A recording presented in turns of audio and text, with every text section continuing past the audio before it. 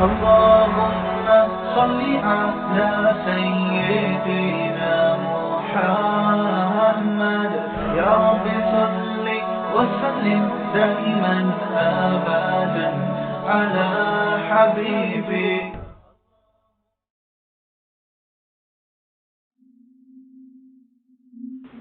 اللہ تعالیٰ نے موسیٰ علیہ السلام کی پیدائش سے لے کر بنی اسرائیل کی تباہی تک کا واقعہ ترتیب سے بیان کیا ہے. پہلے سورہ نمل مکمل کر لیتا ہوں. اس میں جو سلیمان علیہ السلام کے واقعات ہیں، لوگ کہتے ہیں کہ ہر سال وہی واقعہ سنا رہے ہیں، اب کچھ نیا لے کر آؤ. تو بھئی یہ تو قرآن پر اللہ میاں سے بولو کہ اللہ تو ہر دفعہ قرآن میں کوئی نیا ورژن لے آیا کر، نیا واقعہ ہو. تو پھر ہم بھی جب اللہ بار بار وہی سنا رہا ہے تو ہمیں بھی چاہیے کہ بار بار وہی سنیں. کیوں؟ اس لیے کہ نصیحت کی جو چیز ہے نا وہ جرنل نالج کے لیے نہیں سنی جاتی، وہ تو اس لیے کہ تاکہ وہ اسباق جو ان واقعات سے ملتے ہیں بار بار تازہ ہوتے رہیں. سمجھ رہے ہو؟ بار بار کیا ہوتے رہیں؟ وہ تازہ ہوتے رہیں. تو بار بار سنے جائیں گے، بار بار تازہ ہوں گے. جب تک 100% عمل پہ نہیں آتے ہر وقت ہمیں سننے کی ضرورت ہے. تو اللہ تعالیٰ نے ابراہیم علیہ السلام کو جو 2 بیٹے دیے تھے، اسحاق اور اسماعیل. اسحاق علیہ السلام مکہ میں تھے اور اسماعیل علیہ السلام مکہ میں آباد ہوئے اور اسحاق علیہ السلام فلسطین میں، بیت المقدس پھر بعد میں آباد ہوا، شام میں، ارض شام. تو آگے پھر اسحاق علیہ السلام کی اولاد میں پیغمبر پیدا ہوئے ہیں، اسماعیل علیہ السلام، کیا ہو گیا مجھے یار، یعقوب علیہ السلام جن کا نام تھا اسرائیل لقب. پھر ان کے بیٹے تھے یوسف علیہ السلام جو مصر میں تھے، واقعہ بتائیں، مصر چلے گئے تھے، بادشاہ بن گئے تھے. پھر آگے مصر میں ہوتے ہوتے ہوتے ہوتے بنی اسرائیل پر فرعون غالب آ گیا. مصر کے بادشاہ کو فرعون کہا جاتا تھا، جو بھی ہوتا تھا بادشاہ، اس لیے بہت سارے فرعون گزرے ہیں. لیکن قرآن نے جس کا واقعہ بیان کیا یہ وہ فرعون تھا جو بنی اسرائیل کو جس نے غلام بنا لیا تھا اور بہت طاقتور بادشاہ تھا. یہ چونکہ یہ واقعہ جب تک پیغمبروں کا پورا سلسلہ معلوم نہیں ہوگا نا تو بات سمجھ میں نہیں آئے گی. تو بنی اسرائیل کو پھر فرعون سے نجات ملی، صحیح ہے. پھر اللہ نے بنی اسرائیل سے کہا کہ اللہ نے فرعون کو تو خود غرق کر دیا، اب تمہارے پاس ایک حکومت آئی ہے، ریاست آئی ہے، اللہ کی کتاب بھی آ گئی، اب تم جہاد کرو، اب تم اپنے پرانے وطن جاؤ. وہاں قوم عمالقہ کا قبضہ ہو گیا ہے، جہاں سے یعقوب علیہ السلام کو نکالا گیا تھا نا، بیت المقدس. ادخلوا الارض المقدسۃ التي كتب اللہ لکم، ارض مقدس جیسے اللہ نے مسلمانوں کا مرکز مکہ کو بنایا، ایسے اللہ نے بنی اسرائیل کا مرکز بیت المقدس کو بنایا تھا کہ پیغمبروں کا جائے وطن بیت المقدس ہے، مصر نہیں ہے. یہاں تو کسی ایک وجہ سے آ گئے تھے، اب اس علاقے پہ قبضہ کرو اور بیت المقدس کو آزاد کراؤ، وہاں تمہاری خلافت قائم ہوگی، پھر وہاں سے پوری دنیا میں جہاد ہوگا، کیونکہ دین برحق اس وقت وہی تھا. اس لیے بیت المقدس کی بڑی فضیلت ہے، ہزاروں پیغمبر دفن ہیں وہاں پہ. جتنے قرآن میں واقعات بیان ہوئے ہیں نا، 99% واقعات وہیں ہوئے ہیں شام میں. حضرت مریم کا بچے کی ولادت، عیسیٰ علیہ السلام کی تقریر، پھر موسیٰ علیہ السلام، زکریا علیہ السلام کا محراب میں کھڑے ہو کر اللہ سے اولاد کی دعائیں مانگنا، یہ سارے ادھر ہی ہوئے ہیں واقعات. یہ تاریخی واقعات ہیں. جو لوگ جاتے ہیں اب تو بیت المقدس جا نہیں سکتے، بڑی زبردست جگہ ہے، اگر اللہ کسی کو توفیق دے تو وہ جائے ضرور، ان جگہوں کی زیارتیں کرے. تو وہاں پر کیا ہوا کہ بنی اسرائیل کو کہا گیا اب کچھ ہمت خود کرو اور ارض مقدس پہ قبضہ کرو.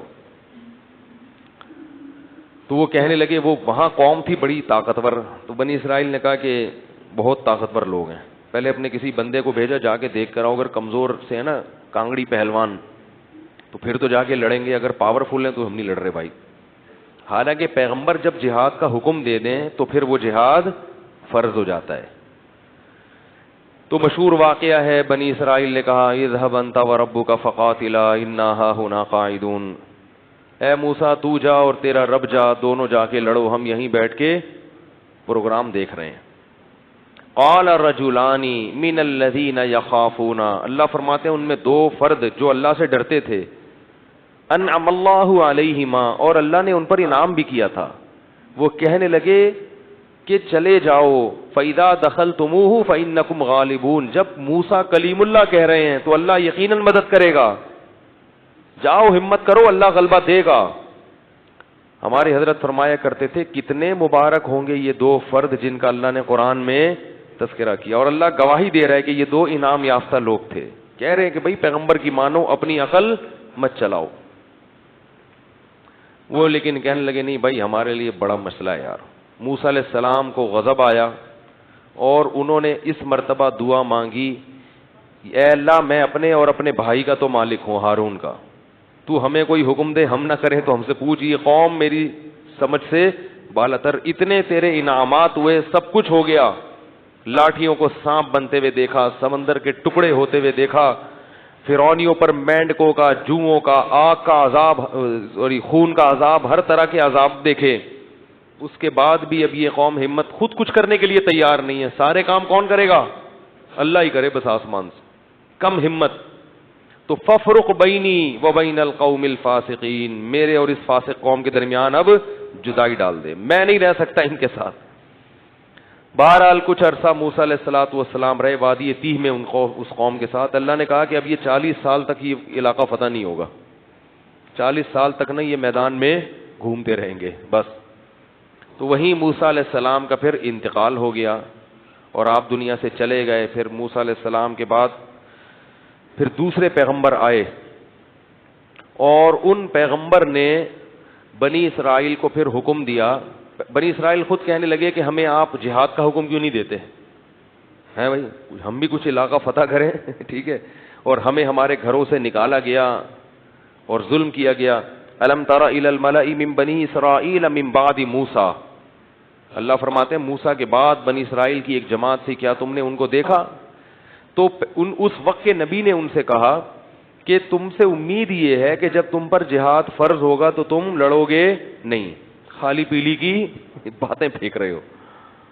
بہت سے لوگ باتوں میں بڑے فنٹر ہوتے ہیں نا، جب کام آئے تو، اس لیے اللہ سے عافیت ہی مانگنی چاہیے بھائی۔ تو انہوں نے کہا نہیں ہم لڑیں گے۔ تو پھر جب ان پر جہاد فرض ہو گیا، نبی نے، اللہ نے ایک انہی میں سے کسی ایک کو کمانڈر بنایا جس کا نام تھا طالوت۔ طالوت کو کمانڈر بنایا تو وہ کہنے لگے کہ اب چونکہ لڑنا نہیں تھا نا، بہانے تراشنے لگے، تو کہنے لگے یہ والا کمانڈر ہمیں قبول نہیں ہے، جہاد کے لیے تو ہم تیار ہیں مگر یہ والا کمانڈر نہیں چلے گا کیونکہ یہ غریب ہے۔ دولت مند آدمی کو ہمیشہ غریب آدمی کی اتباع سے آر محسوس ہوتی ہے۔ پبلک کی عجیب ڈیمانڈ ہے، آج بہت سے لوگ پیسے والے عالم کی تقریر تو سنتے ہیں جو لینڈ کروزر میں گھوم رہا ہو اور بڑے زبردست اس کی شان بان ہو، غریب عالم کو عالم ماننے کے لیے بھی تیار، کہتے ہیں اس کو کیا پتا، اگر یہ اتنا ذہین ہوتا تو پیسے تو ہوتے اس کے پاس۔ یہ ایک لوگوں کی سوچ ہے، اور اللہ کا اصول یہ ہے کہ اکثر علماء ہمیں ہر دور میں غریب ہی رہے ہیں۔ یہ حضرت مولانا شرف علی تھانوی نے لکھی ہے یہ بات کہ یہ اللہ تعالیٰ نے کچھ ایسا معاملہ رکھا ہے علماء کے ساتھ کہ ہر دور میں علماء کی اکثریت غریب رہی ہے۔ صحابہ میں بھی آپ دیکھ لو جو اہل علم تھے نا، ان میں اکثر غریب تھے۔ عبداللہ بن مسعود رضی اللہ تعالیٰ عنہ کا بہت بڑا مقام ہے مگر انتہائی غریب۔ یہ جو قرآن میں آتا ہے نا کہ مشرکین کہتے ہیں ان غریبوں کو اپنی مجلس سے نکالو، تو مفسرین نے لکھا ان میں حضرت عبداللہ بن مسعود بھی داخل تھے۔ اور اللہ نے اپنے نبی کو حکم دیا وَاصْبِرْ نَفْسَكَ مَعَ الَّذِينَ يَدْعُونَ رَبَّهُمْ بِالْغَدَاةِ وَالْعَشِيِّ، کہ اے نبی آپ نے اپنے آپ کو ان لوگوں کے ساتھ باؤنڈ کر کے رکھنا ہے جو دن رات اللہ کو پکارتے ہیں چاہے وہ غریب ہی کیوں نہ ہو۔ تو اس میں حضرت عبداللہ بن مسعود رضی اللہ تعالیٰ عنہ بھی داخل ہے۔ ان کی فضیلت ہے کہ اللہ نے حکم دیا کہ ان لوگوں کے ساتھ آپ نے رہنا ہے۔ حضرت علی غریب تھے، مسکین، پیسے ویسے نہیں تھے، جو پیسہ آتا تھا صدقہ کر دیا کرتے تھے۔ زہد فی الدنیا، دنیا سے بے رغبتی۔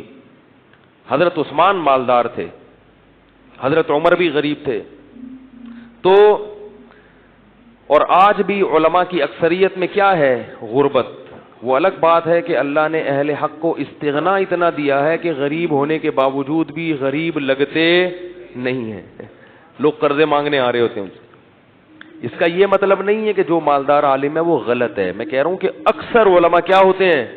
غریب ہوتے ہیں. تو اس لیے میرے بھائی, کوئی کسی کے پاس اگر علم ہے, تقوی ہے, تو محض اس بیس پر اس کی انسلٹ کرنا یا اس کی عزت نہ کرنا کہ یعنی جو کہتے ہیں نا پیسے تو ہیں نہیں اس کے پاس, تو یہ کوئی اچھمبے کی بات نہیں ہے. البتہ جو عالم غریب ہو مگر لوگوں کی جیبوں پہ نظر رکھتا ہو, غربت کی وجہ سے احساس کمتری کا شکار ہو, وہ پھر عالم نہیں ہے. کیونکہ اس کو اللہ نے جو دولت دی ہے نا علم کی, اسے اس دولت کی قدر نہیں ہے. تو جب خود ہی قدر نہیں ہے تو دوسرا کیوں قدر کرے؟ اس لیے جو لالچی ہوتے ہیں نا جیبوں پہ نظر رکھنے والے, ان سے تعلق قائم مت کیا کرو. تو ان کو کیونکہ خود احساس نہیں ہے کہ اللہ نے کتنی بڑی دولت دی ہے. تو میں یہ عرض کر رہا تھا, کیا بات کر رہا تھا میں؟ طالوت جو تھے نا وہ غریب تھے اور ان کو پیغمبر نے کیا بنا دیا؟ کمانڈر. اور کہا کہ یہ میں نے اللہ کے حکم سے بنایا ہے لہذا مانو. کہنے لگے انا یکون لہ الملک علینا, یہ کہاں سے امیر ہو گیا بھائی؟ نحن احق بالملک منہ, ہم زیادہ حقدار ہیں, ہم میں سے کسی کو بناؤ, ہم میں جو ہے نا بڑے بڑے قوم کے سردار.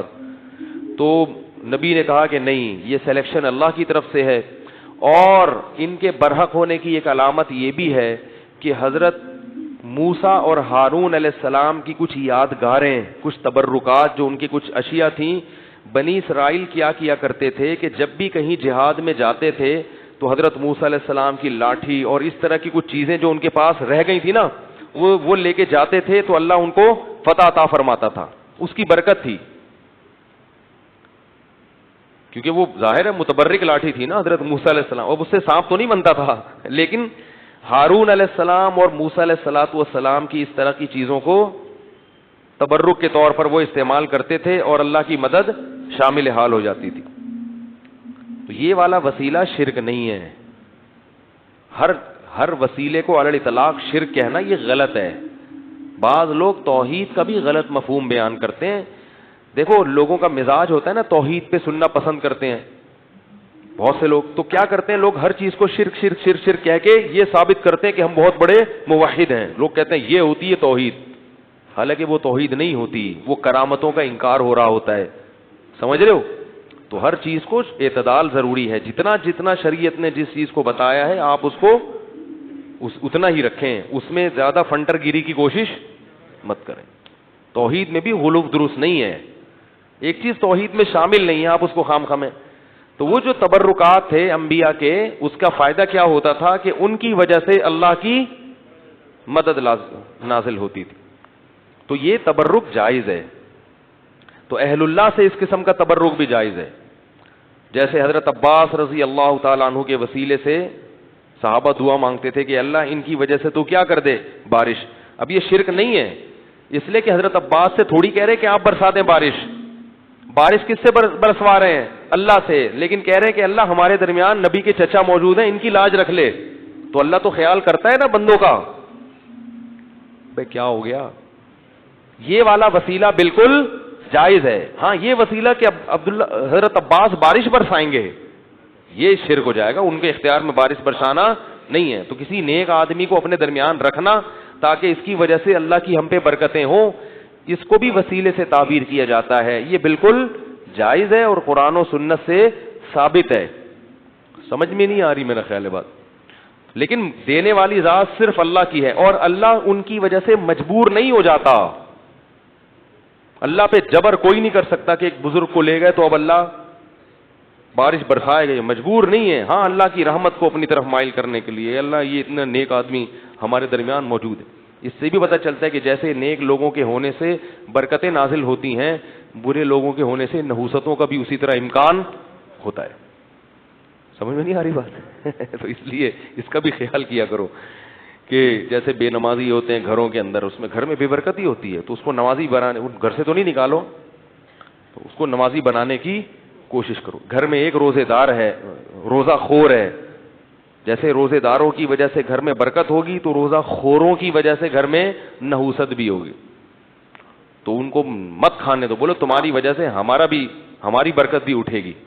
تو نیکیوں سے برکتیں آتی ہیں اور برائیوں سے نحوستیں آتی ہیں. نیک لوگوں سے برکتیں آتی ہیں اور برے لوگوں سے نحوستیں آتی ہیں. تو نبی نے ان سے کہا کہ ایک تابوت آئے گا جس میں تمہارے رب کی طرف سے سکینت ہوگی, اطمینان ہوگا, کیونکہ بقیۃ مما ترک آل موسیٰ و آل ہارون, کہ موسیٰ علیہ السلام کی آل نے جو کچھ چھوڑا اور ہارون علیہ السلام کی آل کی جو چیزیں تھیں وہ اس کے اندر رکھی ہوں گی. اسی سے یہ پتہ چلتا ہے کہ جو نالین شریف کا ایک نقشہ ہے, اگر وہ کسی کے پاس ہو تو اس کی وجہ سے اللہ کی برکت ہو سکتی ہے, لیکن یہ ضروری ہے کہ یہ آتھینٹک ہو, کوئی سند ہو کہ یہ وہی نال ہے جو رسول اللہ صلی اللہ علیہ وسلم کا تھا, جبکہ ہمارے پاس اس کی کوئی حقیقی سند موجود نہیں ہے. اور دوسری بات یہ کہ ان چیزوں میں غلو کرنا درست نہیں ہے, کہ آپ ان چیزوں میں اتنا غلو کریں کہ اعمال کی طرف سے آپ میں کوتاہی ہونا شروع ہو جائے اور نالین ہی کو سب کچھ سمجھنا شروع کر دیں. سب سے پہلے عمل ہے, باقی چیزیں اس کے بعد ہیں. عمل آپ کو 100% شریعت کے مطابق لانا ہے, شرک سے بھی بچنا ہے, بدعات سے بھی بچنا ہے, پورا متبع سنت بننا ہے. اس کے بعد یہ چیزیں ایک غریبی کے طور پہ, کہ بھئی غریبی کے طور پہ کہ بھئی اللہ یہ بھی ہے یہ بھی ہے, جیسے کسی کو حافظ بنا دیتا ہے انسان کے قیامت میں سفارش کرے گا, تو یہ غریبیاں ہیں. اب آپ نے حافظ بنا دی, اپنے بچے کو کہ سفارش کرے گا, لیکن نماز ایک نہیں پڑھ رہے آپ. جو چیز اللہ نے کہا ہے کہ وہ لازمی کرو وہ کر نہیں رہے, جو لازمی نہیں ہے اس پہ زور دے رہے ہیں. تو اللہ نے یہ تو نہیں کہا کہ نالین شریفین رکھو, یہ تو ایک محبت کا ایک اصول ہے. اگر کسی کو محبت ہے تو وہ نبی صلی اللہ علیہ وسلم کے نالین سے یقیناً محبت کرے گا, ہر چیز سے محبت کرے گا. لیکن پہلے کیا ہے؟ عمل. یہ چیزیں اس کے بعد. اسی طرح منہ مبارک, کوئی مستند روایت ہمارے پاس موجود نہیں ہے کہ رسول اللہ صلی اللہ علیہ وسلم کا منہ مبارک کسی کے پاس ہے. کوئی بھی اٹھتا ہے اور منہ مبارک کے نام پہ لوگوں کو بیوقوف بنانا شروع کر دیتا ہے اور لوگوں کا رش لگ جاتا ہے. اللہ کے بندو, جیسے نبی کی طرف بلا دلیل کوئی بات منسوب کرنا کبیرہ گناہ ہے, اتنا بڑا گناہ نبی نے فرمایا, صحیح حدیث میں ہے, من کذب علی متعمدا فلیتبوأ مقعدہ من النار, جو مجھ پر جھوٹ باندھے اپنا ٹھکانہ جہنم میں بنا لے. ایسے ہی کسی چیز کی نبی کی طرف نسبت کر دینا جبکہ آپ کے پاس اس کی کوئی مستند دلیل موجود نہ ہو, یہ بھی نبی پر بہتان ہے اور اس کا ٹھکانہ بھی جہنم کی آگ ہے. کوئی بھی منہ مبارک لے کے گھوم رہا ہے, اس سے پوچھو کیا دلیل ہے کہ یہ نبی کا بال ہے, سند پیش کرو اس کی. بغیر سند کے نبی کا قول معتبر نہیں ہے, تو بغیر سند کے نبی کے ہاتھ, نبی کے بال یا کوئی بھی چیز کوئی منسوب کر دے یہ نبی کی ہے, تو کہاں سے معتبر ہو گئی بھائی؟ وہ کوئی بھی اٹھتا ہے اور منہ مبارک کو لے کے لوگوں کو زیارتیں کرانا شروع کر دیتا ہے. تو اس لیے ان چیزوں میں نبی کے منہ مبارک کسی کے پاس ہوں تو یقیناً قابل احترام ہے اور باعث برکت ہیں, لیکن ہوں ایسے ہی کسی بھی کی طرف منسوب کر دینا یہ اللہ کے غضب اور قہر کو دعوت دینے والی بات ہے. جب مسلمانوں کی خلافتیں تھیں تو حکومتیں ان چیزوں کو کنٹرول کرتی تھیں, اب حکومتوں نے ان چیزوں کو کنٹرول کرنا چھوڑ دیا. کوئی بھی اٹھتا ہے کہیں سے منہ مبارک لے کے لوگوں کو بیوقوف بنانا شروع کر دیتا ہے. تو یہ بہت خطرناک معاملہ ہے. محمد صلی اللہ علیہ وسلم کے بال مبارک, اس میں اگر آپ غلطی کر رہے ہیں, کسی اور کا بال نبی کے کھاتے میں ڈال رہے ہیں, بہت بڑا جرم ہے. قیامت کے دن جہنم کی آگ کے لیے پھر تیار رہنا چاہیے. تو کیا مسئلہ بیان کر رہا تھا میں؟ طالوت کا. تو بنی اسرائیل کو طالوت نے پھر انہوں نے جو ہے نا وہ تابوت آیا جس میں وہ تھی, تو فرشتے اس کو لے کر آئے, تو ان کو اطمینان ہو گیا کہ اب اللہ کی مدد یقیناً ہوگی, میدان جنگ میں اس کو لے کے جاؤ ساتھ. قرآن میں آتا ہے کہ جب حضرت طالوت علیہ السلام لشکر لے کے نکلے ہیں تو انہوں نے اپنی قوم سے کہا کہ دیکھو لڑائی کیونکہ بہت سخت ہے, دشمن بہت طاقتور ہے اور ہم ہیں کمزور, تو اللہ تمہیں پہلے آزمائے گا. یعنی اللہ کی مدد کے لیے جنگ میں فتح نہیں ہو سکتی, تو اسباب میں تو ہم کمزور ہیں. اللہ تمہیں امتحان کرے گا کہ تم میں تقوی ہے یا نہیں ہے. اس امتحان میں کامیاب ہو گئے تو جو کامیاب ہوں گے ان کو تو فتح ملے گی, اور جو اس امتحان میں کامیاب نہیں ہوئے وہ کیا کھائیں گے؟ شکست کھا کے بھاگ جائیں گے, وہ لڑنے کی طاقت نہیں رہے گی. اور وہ امتحان یہ ہے کہ تمہیں پیاس لگے گی مگر نہر میں سے کسی نے پانی, بولو بھائی, نہیں پینا. پیاس لگے گی, یہ پیاس بعد میں ختم ہو جائے گی, مگر اس وقت اللہ نے امتحان لیا ہے کہ ایک آدھ چلو پینے کی اجازت ہے, پیٹ بھر کے پانی پینے کی اجازت نہیں ہے. اس میں کامیاب ہو گئے تو لڑنے کی طاقت بھی اللہ دے دے گا تمہیں. قرآن کہتا ہے جب وہ نہر پار کی ہے نا, فشربوا منہ الا قلیلا منہم, تھوڑے سے لوگ تھے جنہوں نے پانی نہیں پیا, پوری قوم نے پی لیا. اتنی اللہ نے نشانیاں دکھائیں, سب کچھ کیا, مگر پھر بھی کیا کر رہے ہیں؟ پیٹ بھر بھر کے کہہ رہے ہیں دیکھا جائے گا یار, دیکھا جائے گا یار. اس کا نقصان کیا ہوا, اس گناہ کی نحوست کیا ہوئی کہ جب سامنے طاقتور لشکر دیکھا اور اس کا کمانڈر تھا جالوت, جو بڑا پہلوان جالوت تھا جیم کے ساتھ, بہت طاقتور, بہت پہلوان. اس کو دیکھا, اڑے بھائی اس کا قد دیکھو, اس کی باڈی دیکھو, ہے بھائی لگ رہا ہے کسی جم سے آ رہی ہے.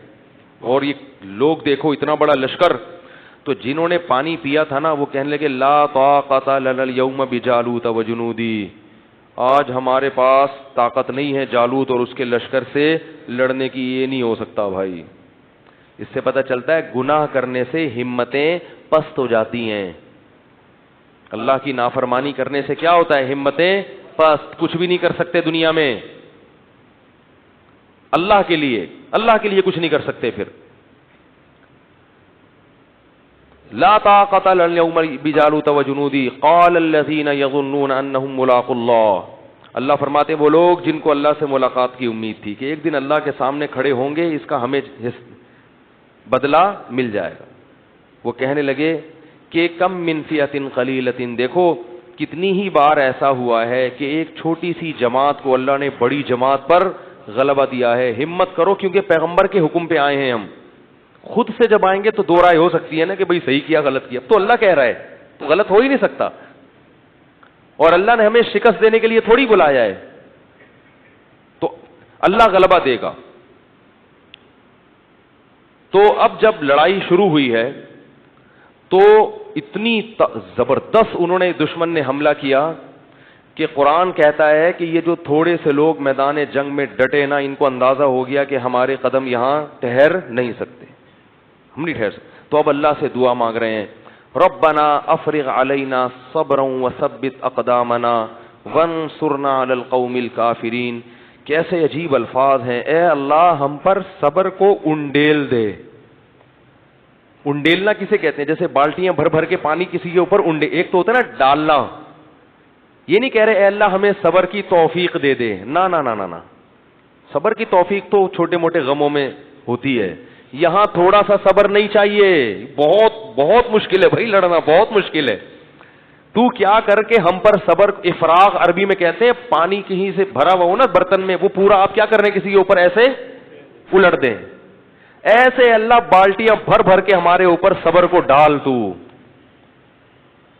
وثبت اقدامنا, اور ہمارے قدموں کو یہاں پر جما دے, یہاں پہ اکھڑنے نہ پائیں. ہم تجھ سے دعا مانگتے ہیں. وانصرنا علی القوم الکافرین, اور ان کافروں پر ہمیں ہماری مدد کر. کیسا منظر ہوگا, اور اللہ کو اس طرح سے لڑنے والوں پر کتنا پیار آتا ہوگا. اس لیے یاد رکھو جہاد کی بہت بڑی فضیلت ہے اسلام میں. جہاد معمولی عبادت, جو بھی اپنے ملک کے لیے, اپنے دین اور مذہب کے لیے, اسلام کے لیے لڑتے ہیں, ملک کے لیے لڑنا اسلام ہی کے لیے لڑنا ہے کیونکہ اسلامی ملک ہے, تو جو بھی لڑتے ہیں ان کو معمولی مت سمجھا کرو. جان پیش کرنا اللہ کے سامنے یہ آسان کام نہیں ہے. یہاں کہنا صحیح, فلموں میں جو فائٹنگ ہوتی ہے نا یہ ریئل نہیں ہوتی. اسی ہیرو کو کبھی ریئل لڑائی میں لے جا کے کھڑا کر دو, فوراً بھاگے گا پتلی گلی سے, سمجھ رہے ہو. لاشیں گرتی ہیں, دھماکے ہوتے ہیں, چیتھڑے اڑتے ہیں, آنکھیں جاتی ہیں, ہاتھ پاؤں اڑتے ہیں, ایسا منظر ہوتا ہے جنگ کا. تو وہ کیا کہنے لگے, اے اللہ تو ہمیں قدم یہاں پہ جما دے اور ہم پہ صبر کو انڈیل دے.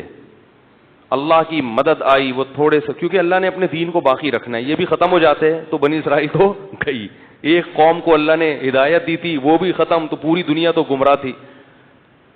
تو اللہ کام ایمان والوں ہی سے لیتے ہیں. بنی اسرائیل تھے بڑے نالائق, مگر تھے تو ایمان والے تو وہی تھے نا.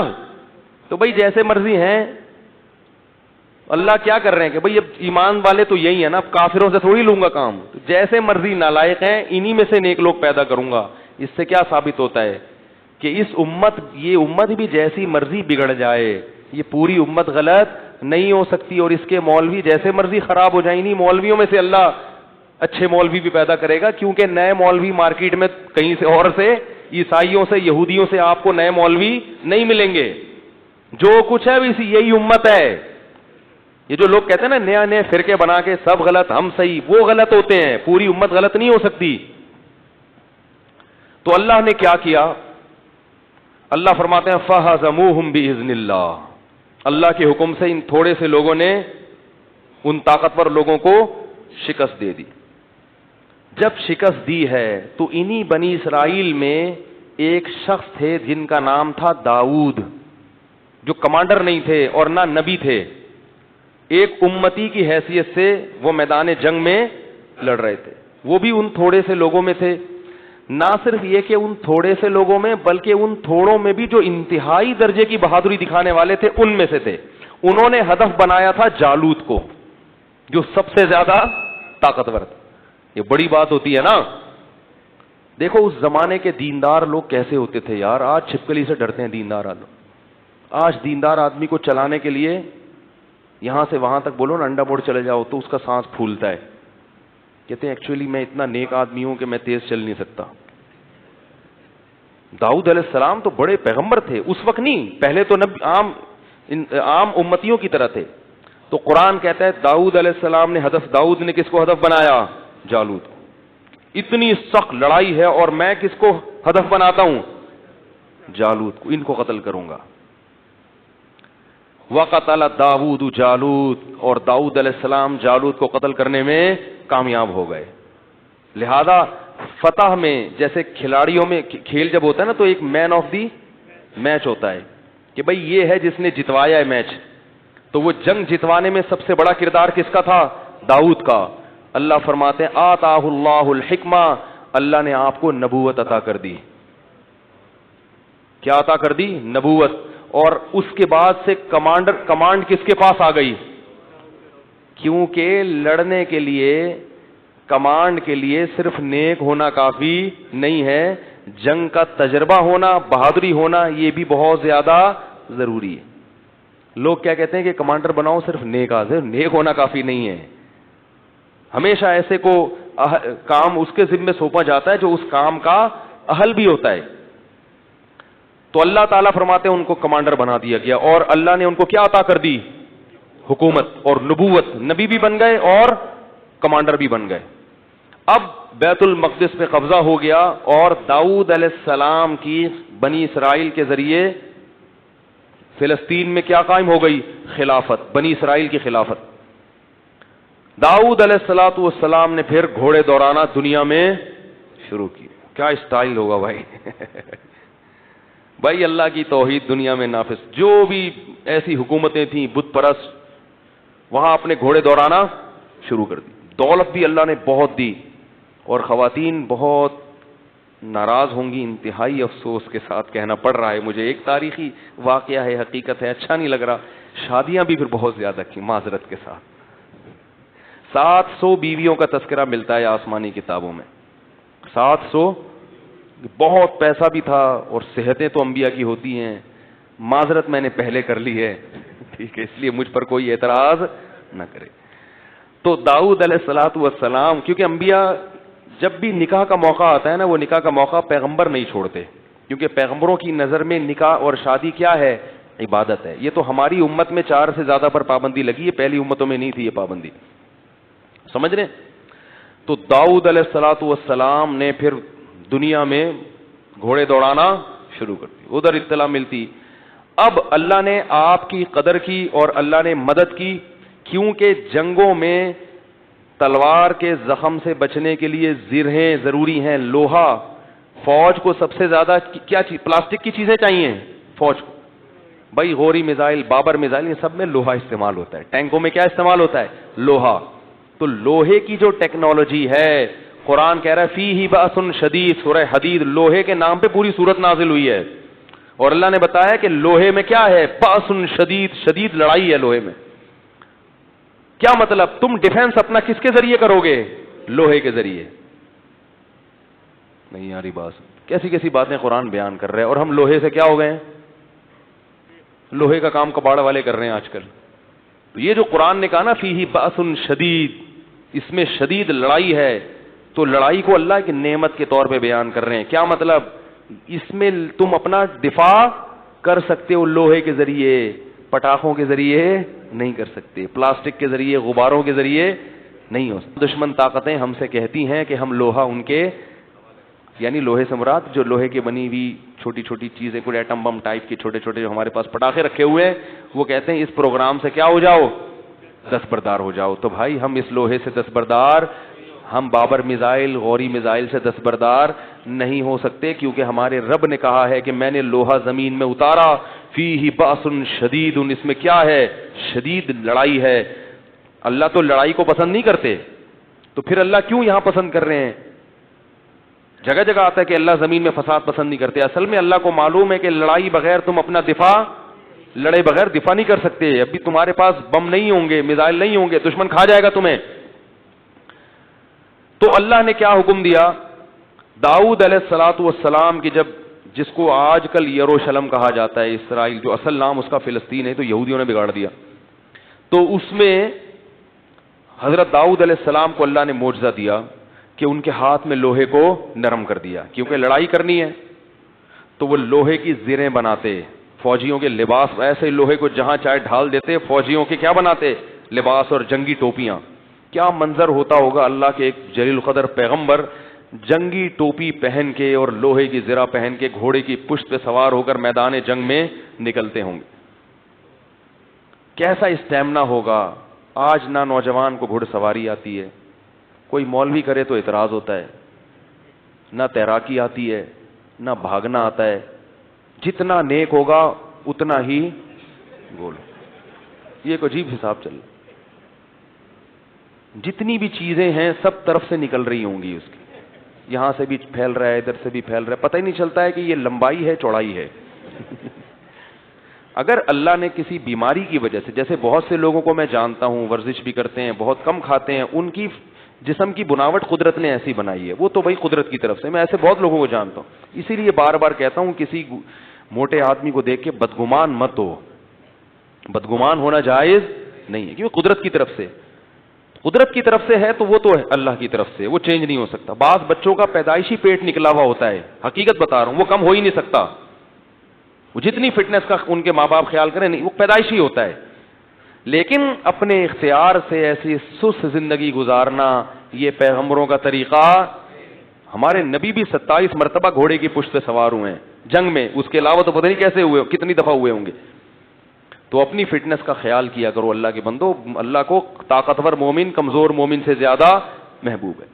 ہاں اس طاقت اور قوت کا ناجائز استعمال نہ ہو، نہ کسی کافر پہ ظلم ہو اور نہ کسی مسلمان پہ.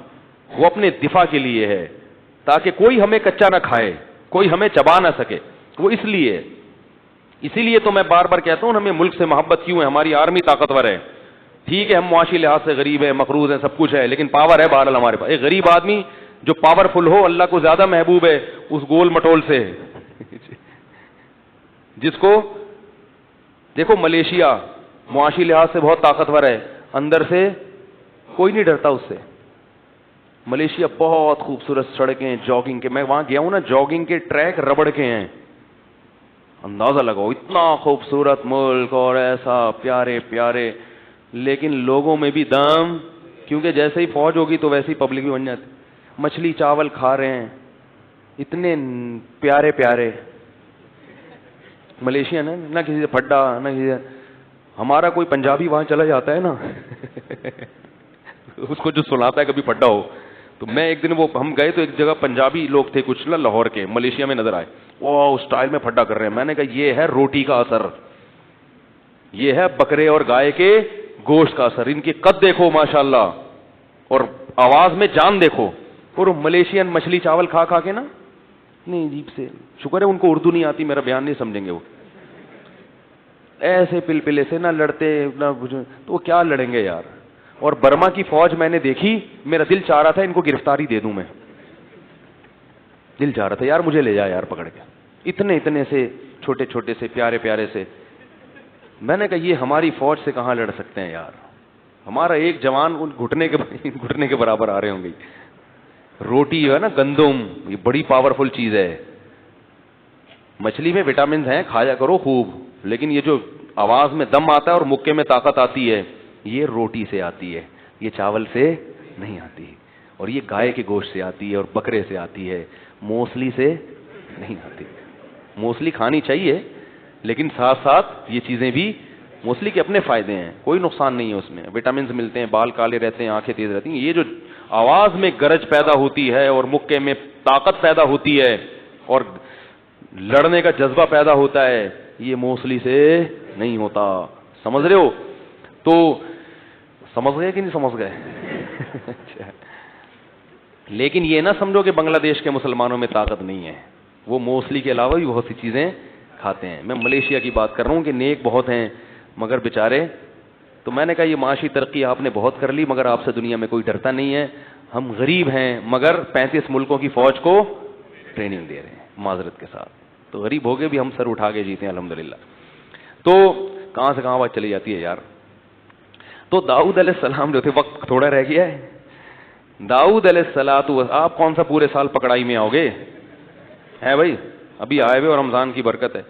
تو داؤد علیہ السلام کی حکومت قائم ہوئی اور اللہ نے آپ کے ہاتھ میں لوہے کو نرم کر دی. داؤد علیہ السلام پہلے سے عبادت گزار بھی تھے, کیونکہ جو لوگ اللہ کی راہ میں لڑتے ہیں ان میں تقوی کا ہونا, عبادت کا ہونا ضروری ہے, ورنہ آپ کی یہ لڑائی اور آپ کی یہ قوت غلط استعمال ہونا شروع ہو جائے گی. آج بھی بہت سے لوگوں میں بڑی طاقت ہے لیکن اللہ کا خوف نہیں ہے, عبادت کی کثرت نہیں ہے, تو وہ طاقت غلط استعمال ہوتی ہے, لوگوں کا مال کھانا شروع کر دیتے ہیں. داؤد علیہ السلام کی عبادت کو اللہ نے قرآن میں خصوصیت سے ذکر کیا ہے. بہت زیادہ عبادت گزار تھے, اتنے زیادہ عبادت گزار کے راتوں کو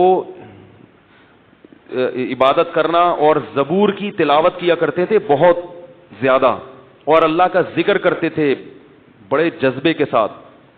تو جب اللہ کا ذکر کرتے تو اللہ نے آپ کو معجزہ کیا دیا کہ پہاڑ اور پرندے بھی آپ کے ساتھ ذکر کی صدائیں لگانا شروع کر دیتے. یا جبال اوبی معہ والطیر, اے پہاڑوں تم بھی داؤد کے ساتھ لا الہ الا اللہ پڑھو. جیسے ہی آپ ذکر کرتے نا تو پہاڑوں سے بھی لا الہ الا اللہ کی آوازیں آنا شروع ہو جاتی, اور پرندے جمع ہو جایا کرتے تھے آپ کے سر پہ. والطیر محشورۃ کل لہ اواب, سارے پرندے جمع ہو کے آپ کا ذکر سنتے اور آپ کے ساتھ ذکر میں شرکت کرتے تھے. اور اللہ نے آپ کو بہت سارے معجزے دیے, ان میں ایک معجزہ داؤد علیہ السلام کو یہ بھی دیا کہ آپ کی آواز بہت خوبصورت تھی, بہت زیادہ. یعنی جیسے یوسف علیہ السلام کا معجزہ ان کا حسن تھا, داؤد علیہ السلام کا معجزہ ان کی آواز کا, بولو نا یار, حسن تھا. اتنی خوبصورت آواز تھی کہ وہ آواز داؤد علیہ السلام کا معجزہ بن گئی تھی, اور زبور کی تلاوت کیا کرتے تھے اس خوبصورت آواز میں. اس سے پتہ چلتا ہے کسی کو اللہ نے اچھی آواز دی ہو تو قرآن کی تلاوت میں اور نعتیہ کلام میں اور اچھے کلام میں اس آواز کی نعمت کو خرچ کرے. گانے بجانے میں اور ڈھول ڈھمکوں میں اپنی صلاحیتوں کو برباد مت کرے, کیونکہ یہ آواز قیامت کے دن گلے پڑ جائے گی. اور ایک اور معجزہ اللہ نے داؤد علیہ السلام کو فصل الخطاب, بہترین خطیب تھے, ایسا بیان کیا کرتے تھے کہ لوگوں کے دلوں کو, سوچو جس پیغمبر کو معجزے کے طور پر خطابت ملی ہو اس کی خطابت میں کیسا دم ہوگا. ایک تو آواز خوبصورت, اور جب خطاب کرتے لوگوں کے دلوں کو گرما دیا کرتے تھے. بہت سارے معجزے اللہ نے دیے. تو داؤد علیہ السلام کو اللہ نے اولادیں بھی بہت دی. ظاہر ہے جب 700 بیویاں ہوں گی تو بچے کتنے ہوں گے. تو ان میں ایک بیٹا اللہ نے دیا سلیمان. یہ بھی اللہ کی کس پر نعمت تھی. اب آپ کو اندازہ ہو گیا کہ داؤد اور سلیمان علیہ السلام کا لنک موسیٰ علیہ السلام سے اور یہ بنی اسرائیل سے کہاں ملتا ہے اور یہ کس زمانے کے پیغمبر ہیں؟ سمجھ گئے نا؟ سلیمان علیہ السلام بھی اپنے والد داؤد علیہ السلام، اچھا داؤد علیہ السلام عبادت گزار کتنے تھے؟ حدیث میں آتا ہے کہ بہترین روزہ صوم داؤد ہے. داؤد علیہ السلام نے ساری زندگی ایسے روزہ رکھا ہے کہ ایک دن روزہ ایک دن ناغا، ایک دن روزہ ایک دن ناغا، ایک دن روزہ ایک دن ناغا، پوری زندگی اسی طرح روزے رکھے ہیں. تو بھائی عبادت کی کثرت کے بغیر کوئی بھی ہیرا نہیں بنتا. آج عبادت کے معاملے میں ہم دل کیا ہو چکا ہے؟ خشک. تو ایک دن کیوں یہ سب سے بہترین روزہ کیوں ہے؟ اس لیے کہ روزانہ روزے رکھنے سے نا عادت ہو جاتی ہے، پھر نفس کو تکلیف نہیں ہوتی. ایک دن روزہ رکھو نا ایک دن چھوڑو تو عادت نہیں ہوتی، ہر دفعہ روزہ رکھنا ایک مشکل کام لگ رہا ہوتا ہے. صحت بھی بحال رہتی ہے کیونکہ روزانہ روزے رکھو گے تو اللہ کی راہ میں لڑیں گے کیسے؟ وہ پھر کمزور ہو جائیں گے نا. تو صحت بھی بحال رہے گی اور نفس کے خلاف مجاہدہ بھی بہت زیادہ ہوگا. تو داؤد علیہ السلام کی بہت بڑی فوج تھی جو لڑا کرتی تھی، بہت بڑے حصے پر بنی اسرائیل کی حکومت قائم ہو گئی. پھر داؤد علیہ السلام کا انتقال ہوا تو داؤد علیہ السلام کے جانشین بنے سلیمان. اللہ نے ان کی بھی تعریف کی، کیا ہی اللہ کے نیک بندے تھے. میں نے کہا نا اللہ ہر پیغمبر کو نیک اولاد سے نوازتے ہیں، اولاد بہت بڑی نعمت ہے. تو داؤد علیہ السلام کی زندگی ہی میں سلیمان علیہ السلام کو اللہ نے معجزے دیے، باپ اور بیٹے دونوں کو. وقال الحمد للہ الذی فضلنا علی کثیر من عبادہ المؤمنین. یہ دونوں لوگوں سے کہتے تھے کہ تمام تعریفیں اس اللہ کے لیے ہیں جس نے ہمیں اپنے نیک بندوں میں بہت سوں پر فضیلت دی. اور یہ بھی کہتے تھے کہ وورث سلیمان داؤد قال یا ایھا الناس علمنا منطق الطیر. سلیمان علیہ السلام کو جو اللہ نے معجزے دیے اس میں کیا تھا؟ پرندوں کی بولیاں جانتے تھے. پرندے جو آپس میں ایک کنیکشن ہوتا ہے نا ان کا، آج تو سائنسدان جانتے ہیں کہ پرندوں کا آپس میں ربط ہوتا ہے، سگنل دیتے ہیں ایک دوسرے کو، پیغام دیتے ہیں، چیونٹیاں بھی پرندے بھی. تو سلیمان علیہ السلام کو اللہ نے پرندوں کی بولیاں سکھائی، چیونٹیوں کی باتیں تک سن لیا کرتے تھے. تو ایک دفعہ سلیمان علیہ السلام اپنا لاہو لشکر، اچھا ہواؤں کو مسخر کر دیا. یہ سب ہوا کیسے؟ ہوا ایسے کہ سلیمان علیہ السلام بھی تھے بہت زیادہ عبادت گزار. آپ نے جہاد کے لیے گھوڑے پالے ہوئے تھے، ان کو دیکھ رہے تھے بڑی خوشی سے. دیکھا بھائی ماشاءاللہ، گھوڑے تو ایسی چیز ہے نا آدمی بڑا اچھا لگتا ہے جب گھوڑے کو دیکھتا ہے. بائکیں دیکھنے میں وہ مزہ نہیں ہے. آج لوگ بائکیں دیکھیں، واہ بھائی 125 ہے بھائی، ویلی لگا رہا ہے بھائی. گھوڑے پہ بیٹھ کے ویلی لگاؤ پھر پتہ چلے گا. تو سلیمان علیہ السلام اپنے گھوڑوں کو دیکھ کے کیا ہو رہے ہیں؟ خوش. اللہ نے مجھے اتنے گھوڑے دیے دشمن پہ حملہ کرنے کے لیے. اتنے مگن ہوئے اس دولت کو اور مال کو دیکھ کے کہ آپ کی اثر کی یا تو نماز قضا ہو گئی یا کوئی اس وقت معمول تھا ذکر کا وہ معمول قضا ہو گئی. سلیمان علیہ السلام کو پریشان ہوئے کہ اے اللہ یہ تو جہاد کے گھوڑے تھے، میں ان میں مشغول ہوں تو تیری یاد سے غافل ہو جاتا ہوں، اور اگر تجھے یاد رکھوں تو ان گھوڑوں کی خبر گیری کون کرے گا؟ بات نہیں آئی سمجھ میں. بلکہ اس سے پہلے کیا کیا؟ آپ کو غصہ آیا کہ میں ان گھوڑوں میں مشغول ہو کر اللہ کی یاد سے غافل کیوں ہو گیا. حکم دیا کہ سارے گھوڑے ذبح کر ڈالو. کیا کر دو؟ سب کو. یہ مال ہے جس نے مجھے اللہ کے ذکر سے غافل کیا. سارے گھوڑے کیا کر دیے؟ ذبح کر دیے. اب جب گھوڑے ذبح کر دیے تو پھر خیال آیا بھائی جنگ تو انہی گھوڑوں سے ہوتی ہے. کیا ہو گیا بھائی؟ غلط تو نہیں کہہ رہا؟ جنگ کس سے ہوتی ہے؟ گھوڑوں سے، میزائلوں سے، اسلحے سے، ٹینکوں سے. یہ میں اس لیے کہہ رہا ہوں کہ بعض لوگ سمجھتے ہیں کہ جنگ جذبے سے ہوتی ہے، کہتے کچھ بھی نہیں ہو کود جاؤ. ایسا نہیں ہوتا. جذبے کے ساتھ چیزیں بھی چاہیے، ٹھیک ہے نا. تو انہوں نے کہا یہ تو میں نے جوش میں آ کے سارے گھوڑے ذبح کر ڈالے، اب مجھے جہاد کے لیے گھوڑے بھی چاہیے. گھوڑے رکھوں گا تو پھر کہیں آج ایک نماز قضا ہوئی کہیں دوبارہ اللہ کا ذکر سے غافل نہ ہو جاؤں. تو اب اللہ سے دعا مانگ رہے ہیں، اے اللہ تو مجھے ایسی حکومت دے دے کہ میں ان اسباب اور وسائل کا محتاج نہ رہوں تاکہ میں تیری عبادت کر سکوں. تو اب اللہ سے دعا مانگ رہے ہیں حبلی ملک لا ينبغي من بعدی. یہ جو حضرت سلیمان تھے نا ایسے بادشاہ تھے کہ تمام آسمانی کتابوں میں ان کو کنگ سلیمان کہا جاتا ہے. آج گورے بھی جب سلیمان علیہ السلام کا نام لیتے ہیں نا انگریز، وہ بھی کیا کہتے ہیں؟ کنگ سولومن, دیکھا ہوگا نا آپ نے, تو ان کی بادشاہت کے اتنے چرچے ہوئے کہ ان جیسا بادشاہ نہ کائنات میں کوئی گزرا اور نہ قیامت تک کوئی دوبارہ پیدا ہوگا, کیونکہ انہوں نے دعا مانگی, اے اللہ مجھے ایسی بادشاہت دے دے لا ينبغی لأحد من بعدی, کہ میرے بعد وہ کسی کو بھی نہ ملے قیامت تک. امریکہ بھی وہ بادشاہت نہیں خواب نہیں دیکھ سکتا اس. اللہ فرماتے ہیں ہم نے ان کی دعا قبول کر لی. فسخرنا له الريح, ہواؤں کو تابع کر دیا. بھائی ہوا جہاں بولو گے ہوا اٹھا کے آپ کو لے جائے گی. وہ جو سلیمان علیہ السلام کا تخت تھا نا, وہ ممکن ہے کوئی ہوائی جہاز ہو, کچھ بھی چیز ہو, بہرحال کس پہ چلتا تھا, وہ ہواؤں پر چلتا تھا. اور جنات کو تابع بنا دیا آپ کے, جو سمندروں میں غوطے لگاتے اور سمندر کی تہ سے ہیرے جواہرات نکال کے لاتے اور بڑی بڑی عمارتیں تعمیر کرتے. یہ جو احرام مصر ہے نا, این ممکن ہے سلیمان علیہ السلام کے دور میں جنات کی تعمیرات ہوں. تبھی تو یہ دنیا کا ایک عجوبہ ہے کہ بغیر جوڑ کے اتنی بڑی بڑی دیواریں پہاڑ کی چوٹی پہ لے کر کون گیا تھا؟ کرینے تو ایجاد نہیں ہوئی تھی, تو یہ پہاڑ کی چوٹی پر اینٹیں ہوتی نا تو ملا دیا ہوتا. آپ کہہ سکتے ہیں ہو سکتا ہے اس زمانے کے انسان اتنے بڑے بڑے ہوں, تو انسانوں کی جو لاشیں اس زمانے کی نکل رہی ہیں وہ اتنے بڑے بڑے نہیں. فرعون تو اتنا ہی ہے جتنا سب لوگ ہوتے ہیں. جو لاش ہے نا فرعون کی, تو عجوبہ اسی وجہ سے ہے کہ کوئی جوڑ نہیں ہے, کوئی اینٹیں نہیں ہیں, تو اتنی بڑی بڑی عمارتیں لے جا کے پہاڑوں کے رکھی کیسے؟ تو عین ممکن ہے, میں 100% نہیں کہہ رہا, لیکن عین ممکن ہے یہ انہی جنات کا کام ہو. جن تو جن ہے نا, صحیح ہے نا. تو اللہ فرماتے ہیں کہ پھر وہ بڑی بڑی دیگچے بناتے, فوجی ان دیگچوں میں کھانا کھاتے. وقدور الراسیات, بہت سارے معجزے اللہ نے حضرت سلیمان علیہ السلام کو بھی دیے. اور خواتین سے پیشگی معذرت کہ سلیمان علیہ السلام کی 100 بیویوں کا ذکر تو صحیح بخاری میں ہے, معذرت کے ساتھ. یہ ایک تھوڑا سا قصہ آ گیا درمیان میں. کتنی بیویاں تھیں سلیمان علیہ السلام کی؟ 100 بیویاں کم سے کم, جو صحیح بخاری میں ہے. اس سے زیادہ کتنا تھی اللہ ہی بہتر جانتا ہے. تبھی بہت سے گوروں نے سلیمان علیہ السلام کا تذکرہ اچھے الفاظ میں نہیں کیا.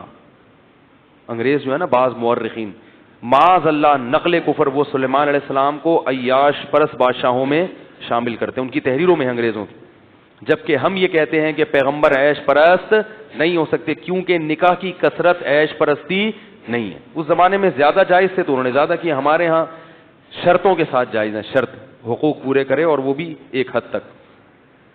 تو معذرت, بس جو خواتین کو تکلیف ہونی تھی ہو گئی. اب میں دوبارہ اچھی اچھی باتوں کی طرف آ رہا ہوں, ٹھیک ہے نا. وہ بھاگ جاتی ہیں, بھائی اگلے دن بیان میں ہی نہیں آتی, بھائی اب نہیں کر رہا, بس اب قصہ ختم ہو گیا. تو سلیمان علیہ السلام نے کیا ہوا کہ اتنی بڑی اللہ نے حکومت دے دی, اتنے سارے فوجی آپ کے پاس آ گئے. تو سلیمان علیہ السلام نے ایک دن قسم اٹھائی کہ میں اپنی 100 بیویوں کے قریب جاؤں گا اور اللہ مجھے 100 بیٹے دے گا, اور ان 100 بیٹوں کو اللہ کے راستے کا شہسوار بناؤں گا, میں مجاہد بناؤں گا. انشاءاللہ نہیں کہا. کسی نے کہا انشاءاللہ تو کہیں اگر اللہ چاہے, انہوں نے کہا بھول گئے وہ نا. تو وہ کسی ایک کو بھی حمل نہیں ہوا.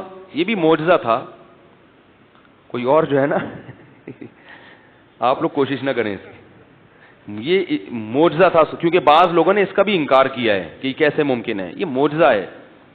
لیکن انشاءاللہ نہیں کہا تو ایک زوجہ کو حمل ہوا اور اس سے معذور بچہ پیدا ہوا.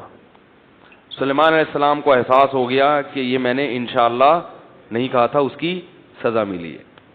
خیر انہوں نے دعا مانگی کہ اللہ مجھے ایسی حکومت دے, تو ہواؤں کو اللہ نے تابع کر دیا, جنات, اور یہ بڑی زبردست. تو اب سلیمان علیہ السلام نے ایجنسی کا کام پرندوں سے لینا شروع کر دیا. پرندے جاتے تھے مخبری کر کے, پرندوں کو تو کوئی نہیں روک سکتا نا, کوا آگے بیٹھا ہوا ہے سن رہا ہے بھائی کیا بول رہا ہے بھائی, تو کون روک سکتا ہے بھائی. تو سلیمان علیہ السلام ایک دن اپنی مجلس لگا کے بیٹھے ہوئے ہیں اور کہہ رہے ہیں ما لی الا اری الہدہد ام کان من الغائبین, مجھے کیا ہو گیا کہ ہدہد مجھے نظر نہیں آ رہا, یا وہ غائب تو نہیں ہے کہیں محفل سے پتہ چلتا ہے کہ پیغمبر عالم الغیب نہیں ہوتے. عالم الغیب نہیں, وہ کہہ رہے پتہ نہیں کیا غائب ہے یا مجھے نظر نہیں آ رہا, کیا مسئلہ ہے. پھر کہنے لگے اگر وہ غائب ہے نا بغیر پرمیشن کے, لأعذبنہ عذابا شدیدا. وہ ذرا آئے تو صحیح. اگر اس نے اپنی غیر حاضری کا معقول عذر پیش نہیں کیا سخت عذاب دوں گا. او لأذبحنہ, یا اس کو ذبح کر ڈالوں گا میں. یا کوئی غیر حاضری کی معقول وجہ بیان کرے.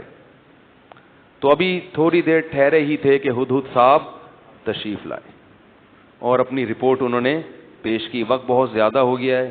یہ ہدہد کی رپورٹ انشاءاللہ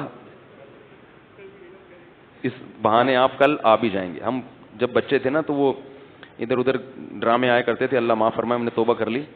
لیکن اس میں ایک ڈرامہ آتا تھا, وہ کوئی تاریخی ڈرامہ تھا, شاہین.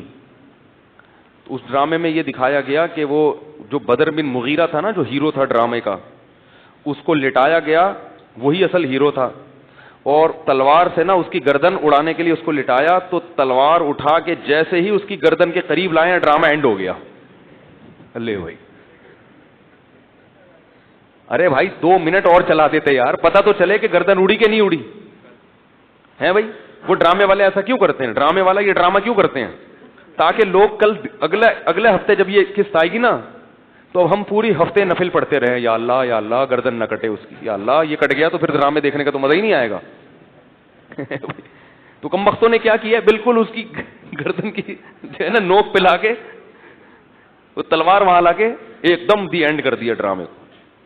تو بعض دفعہ بیان کو ایسے اسٹیج پہ لا کے اینڈ کیا جاتا ہے کہ اگلے ہفتے آپ دوبارہ آئیں, یا اگلے ہفتے نہیں بلکہ کل دوبارہ آئیں. تو ہم پورے ہفتہ ہے یا اللہ. تو جب ہم اگلی دفعہ بیٹھے ڈرامہ دیکھنے کے لیے تو پتہ چلا کہ وہ جیسے ہی اس کی گردن کے قریب آیا ہے نا, تو وہ کوئی بادشاہ کا پیغام آ گیا, روک دیا اس نے. تو وہ قریب لے جا کے واپس ہماری, ہاں صحیح, اللہ تیرا شکر ہے الحمدللہ.